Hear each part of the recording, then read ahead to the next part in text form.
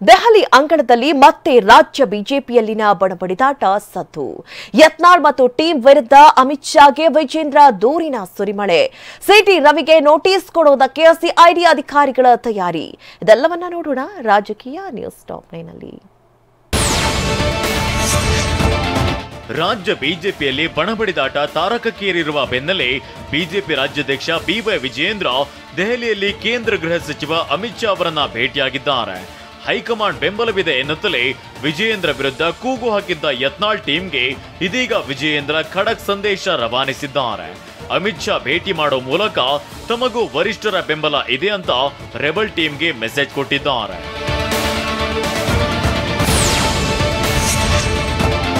ರಾಜ್ಯ ಬಿಜೆಪಿ ಅಧ್ಯಕ್ಷರಾಗಿ ವಿಜಯೇಂದ್ರ 1 ವರ್ಷ ಪೂರೈಸಿ ನಿನ್ನೆ ವರದಿ ಒಪ್ಪಿಸಿದ್ದಾರೆ. ರಾಜ್ಯ ಬಿಜೆಪಿ ಅಧ್ಯಕ್ಷರಾಗಿ ಕಳೆದ 1 ವರ್ಷದಲ್ಲಿ ತಾವು ಮಾಡಿದ ಕೆಲಸ, ಸಿಎಂ ವಿರುದ್ಧದ ಮುಡಾ ಸೈಟ್ ಹಗರಣದ ವಿರುದ್ಧ ಪಾದಯಾತ್ರೆ, ರೈತರ ಭೂಮಿ ಉಳಿಸಲು ವಕ್ಫ್ ವಿರುದ್ಧ ಅಭಿಯಾನ, 3 ಉಪಚುನಾವಣೆಗಳ ಸೋಲಿಗೆ ಕಾರಣಗಳೇನು, ಅಲ್ಲದೆ ಸದಸ್ಯತ್ವ ಅಭಿಯಾನದ ವಿವರವನ್ನ ಅಮಿತ್ ಶಾ ಅವರಿಗೆ ವಿಜಯೇಂದ್ರ ನೀಡಿದ್ದಾರೆ.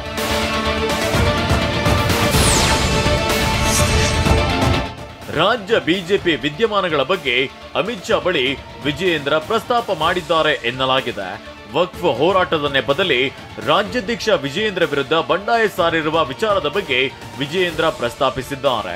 ಪಕ್ಷದ ನಾಯಕತ್ವಕ್ಕೆ ಬೆಂಬಲಿಸದೆ ಯತ್ನಾಳ್ ತಂಡ ಕಟ್ಟಿಕೊಂಡು ಪ್ರತ್ಯೇಕ ಹೋರಾಟವನ್ನ ಮಾಡ್ತಿದ್ದಾರೆ. ಪ್ರತ್ಯೇಕ ಸಭೆಗಳಿಂದ ಸಂಘಟನೆಗೆ ಹೊಡೆತ ಬೀಳುತ್ತಿದೆಯಂತ ದೂರು ಸಲ್ಲಿಸಿದ್ದಾರೆ.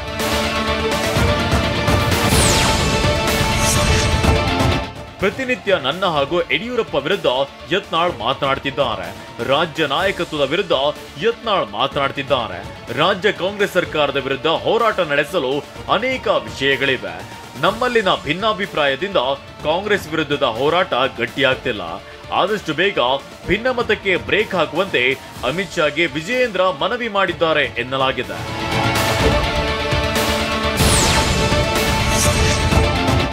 ಅಮಿತ್ ಶಾ ಭೇಟಿ ವೇಳೆ ವಿಜಯೇಂದ್ರ ಹೊಸ ವರ್ಷದ ಶುಭ ಹಾರೈಸಿ ವಚನ ಗ್ರಂಥ ನೀಡಿದ್ರು.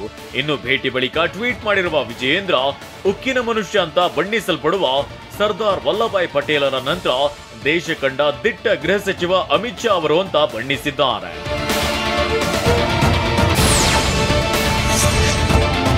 ಸಿಟಿ ರವಿ ವರ್ಸಸ್ ಲಕ್ಷ್ಮಿ ಹೆಬ್ಬಾಳ್ಕರ್ ನಡುವಿನ ಮಾತಿನ ಯುದ್ಧದ ತನಿಖೆ ಚುರುಕುಗೊಳ್ಳುವ ಸಾಧ್ಯತೆ ಇದೆ. ಒಂದ್ ಕಡೆ ಸಿಐಡಿ ದಾಖಲೆಗಳನ್ನ ಸಂಗ್ರಹಿಸುತ್ತಿದ್ದು ಸಿಟಿ ರವಿಗೂ ನೋಟಿಸ್ ಕೊಡಲು ಸಿದ್ಧತೆ ಮಾಡಿಕೊಳ್ತಿದೆ. ಮತ್ತೊಂದ್ ಕಡೆ ರಾಜ್ಯಪಾಲರಿಗೆ ಡಿಐಜಿ ಅಲೋಕ್ ಮೋಹನ್ ಅವರಿಗೆ ಸಿಟಿ ರವಿ ದೂರು ನೀಡಿದ್ದು ನಾನು ಕೊಟ್ಟ ಕೇಸ್ ಎಫ್ಐಆರ್ ಆಗಿಲ್ಲ ಅಂತ ಆಕ್ರೋಶ ಹೊರಹಾಕಿದ್ದಾರೆ. ನನ್ನನ್ನು ಹತ್ಯೆಗೆ ಪ್ರಯತ್ನ ಮಾಡಿದ್ದು, ಇನ್ನೊಂದು ಪೊಲೀಸ್ ಸುಪಾರಿ ಕಿಲ್ಲರ್ ತರ ವರ್ತನೆ ಮಾಡಿದ್ದು. ನಾನೀಗಾಗಲೇ 19ನೇ ತಾರೀಕು ರಾತ್ರಿ ಕೊಟ್ಟ ದೂರು ಸ್ಟಿಲ್ ನೌ ರಿಜಿಸ್ಟರ್ ಆಗಿಲ್ಲ. ಈ ಗಳಿಗೆಗೂ ಅದು ಎಫ್ಐಆರ್ ಆಗಿಲ್ಲ. ಈ ಗಳಿಗೆಗೂ ಸಿಟಿ ರವಿ ಪ್ರಕರಣದಲ್ಲಿ ಸಿಐಡಿಗೆ ಸುವರ್ಣಸೌಧದ ವಿಧಾನ ಪರಿಷತ್ ಆವರಣದಲ್ಲಿ ಮಹಜರು ನಡೆಸೋದು ದೊಡ್ಡ ಸವಾಲಾಗಿದೆ. ಈ ಸಂಬಂಧ ಈಗಾಗಲೇ ಸಭಾಪತಿಗಳಿಗೆ ಪತ್ರ ಬರೆದು ಮಹಜರಿಗೆ ಅನುಮತಿಯನ್ನ ಕೇಳಿದ್ದಾರೆ. ಆದ್ರೆ ಹೇಗೆ ಮಹಜರು ಮಾಡ್ತೀರಾ ಅಂತ ವಿವರವಾಗಿ ತಿಳಿಸುವಂತೆ ಸಭಾಪತಿ ಹೊರಟ್ಟಿ ಪ್ರಶ್ನಿಸಿದ್ದಾರೆ.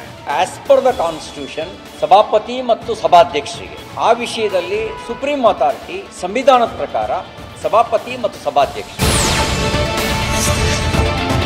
ಸಿಐಡಿ ತನಿಖೆಗೆ ಆಕ್ಷೇಪ ವ್ಯಕ್ತಪಡಿಸಿರೋ ಸಿಟಿ ರವಿ ಸಭಾಪತಿಗಳದ್ದೇ ಅಂತಿಮ ತೀರ್ಮಾನ ಅಂತಿದ್ದಾರೆ. ಆದ್ರೆ ಪ್ರಕರಣವನ್ನ ಸಿಐಡಿಗೆ ನೀಡಿದ್ದೇವೆ, ಅವರು ಅಶ್ಲೀಲ ಪದ ಬಳಸಿದ್ದಾರೋ ಇಲ್ವೋ ಎಫ್ಎಸ್ಎಲ್ ವರದಿ ಬರಲಿ ಅಂತ ಸಿಎಂ ಸಿದ್ದರಾಮಯ್ಯ ತಿರುಗೇಟು ಕೊಟ್ಟಿದ್ದಾರೆ. ಇವ್ರು ಹೇಳಿದಾರ ಇಲ್ವಾ ಅಂತ ಎಫ್ಎಸ್ಎಲ್ ರಿಪೋರ್ಟ್ ಬರಲಿ. ಮಹಿಳೆಗೆ ಅವಮಾನ ಆಗೋ ರೀತಿಯಲ್ಲಿ, ಅವಹೇಳನ ಆಗೋ ರೀತಿಯಲ್ಲಿ ಮಾತಾಡಿದ್ದಾರೆ ಅಂತಕ್ಕಂಥದ್ದು ಆರೋಪ. ಕೆಪಿಸಿಸಿಗೆ ನೂತನ ಅಧ್ಯಕ್ಷರ ನೇಮಕವನ್ನ ದೆಹಲಿ ಹಂತದಲ್ಲಿ ನಿರ್ಧಾರವಾಗುತ್ತೆ. ಅದು ನಮ್ಮ ಹಂತದಲ್ಲಿ ಇಲ್ಲ ಅಂತ ಲೋಕೋಪಯೋಗಿ ಸಚಿವ ಸತೀಶ್ ಜಾರಕಿಹೊಳಿ ಹೇಳಿದ್ದಾರೆ. ಬೆಳಗಾವಿಯಲ್ಲಿ ಮಾತನಾಡಿದ ಅವರು, ಕರ್ನಾಟಕ ಪ್ರದೇಶ ಕಾಂಗ್ರೆಸ್ ಅಧ್ಯಕ್ಷ ಸ್ಥಾನಕ್ಕೆ ಹೊಸಬರನ್ನ ನೇಮಿಸಬೇಕಾ, ಇರುವವರನ್ನೇ ಮುಂದುವರಿಸಬೇಕಾ ಅನ್ನೋದನ್ನ ವರಿಷ್ಠರು ನಿರ್ಧರಿಸ್ತಾರೆ ಅಂತ ಹೇಳಿದ್ದಾರೆ. ಏನಿದ್ರು ನಿರ್ಧಾರ ಅವ್ರು ಮಾಡಬೇಕು. ಹೊಸವಾಗಿ ಮಾಡಬೇಕಾ, ಇದ್ದವ್ರನ್ನ ಮುಂದುವರಿಸಬೇಕಾ, ಇದ್ದವ್ರು ಮಾಡಬೇಕಾ, ಅದು ನಮ್ಮ ಹಂತದಲ್ಲಿ ಚರ್ಚೆ ಎಲ್ಲ. ಏನಿದ್ರು ಡೆಲ್ಲಿ ಲೆವೆಲಲ್ಲಿ ಚರ್ಚೆ.